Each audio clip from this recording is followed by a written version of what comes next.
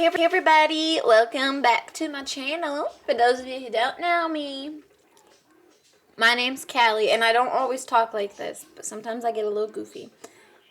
This Satsuma's got me, wilding out, alright? So, I'm not always this crazy, but today I'm a little crazy. But yeah, if you're new here, check out this channel. It's really random. Today's no different because it's story time. Story time. I think today's story is going to be the time I met my dad again.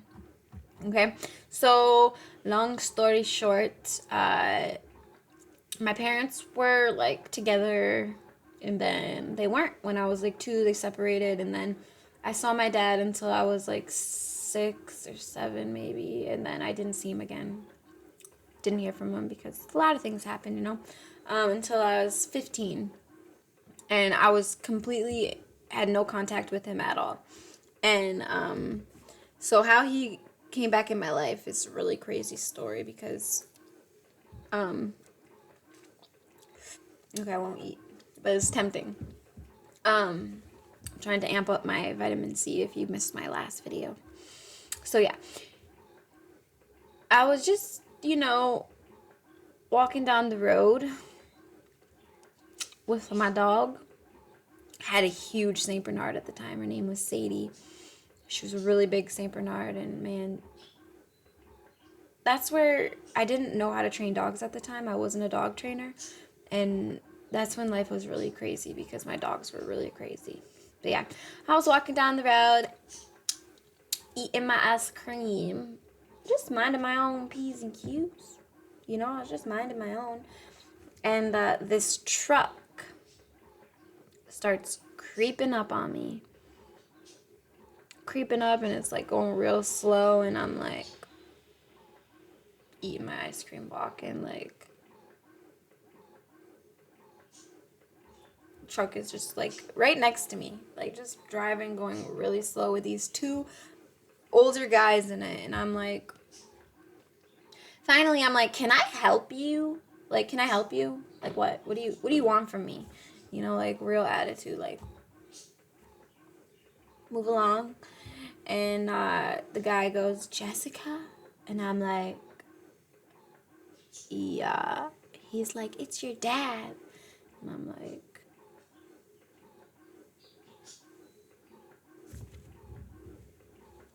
Dad? Wow.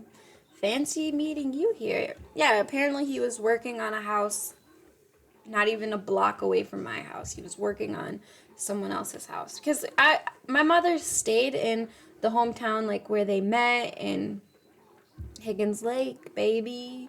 I'm a Higgins Laker, and so yeah, like we all stayed there, and he came back there. He had people there that he worked for and, you know, did things for, and so there he was. And it didn't end there.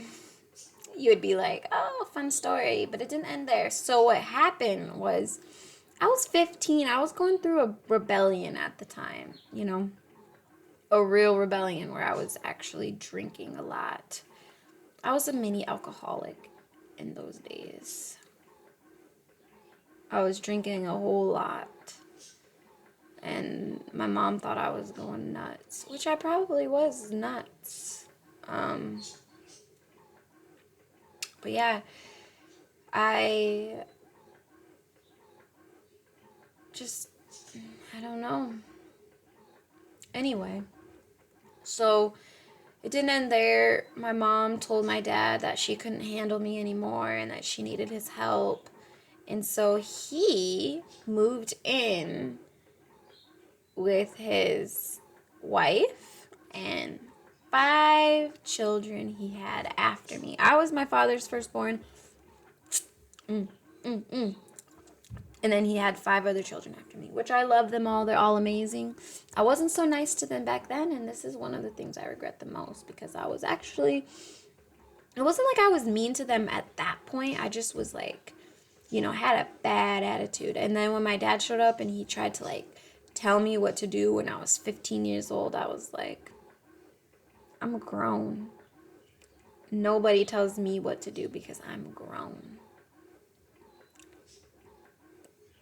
Yeah, so A long story short, the cops showed up a few times.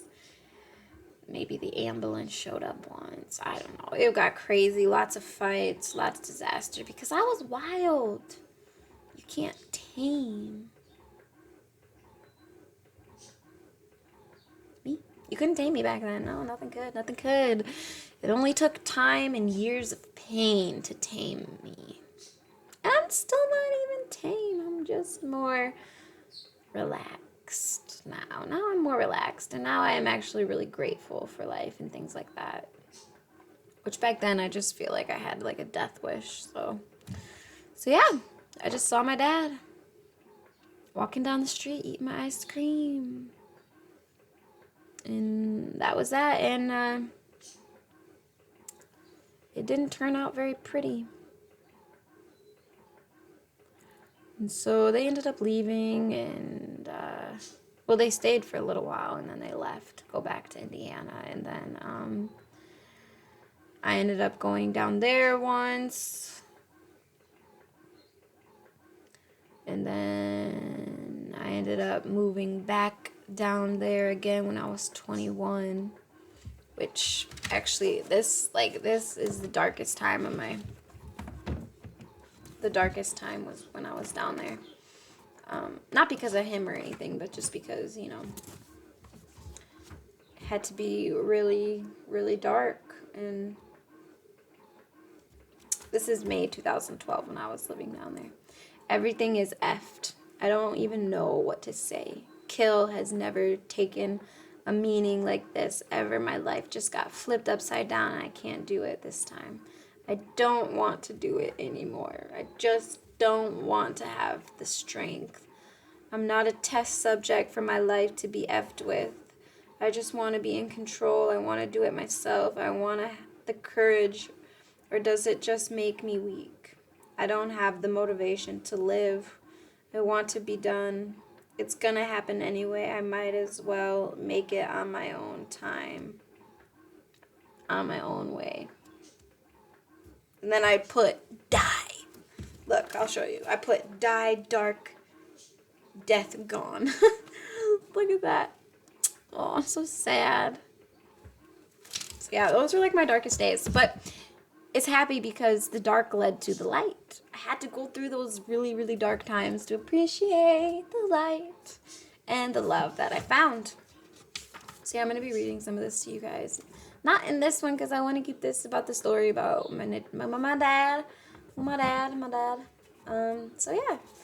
I know my dad actually just left, and thanks to him, I have a wonderful new work area, which you can't see because you're sitting in it. But he made my life a lot easier by helping me set this up for a more work-friendly environment. So yeah. But anyway, I think I'll do another video, and I'll just read some stuff. I don't know yet what I'm gonna do, but yeah. All right, that's all. Real boring, I know. I met my dad just walking down the street, and you know, I really love my dad. I love my mom. I love my family, and I appreciate all of them. I appreciate everyone. I appreciate you. I appreciate you for watching and listening, and I will talk to you guys all next time.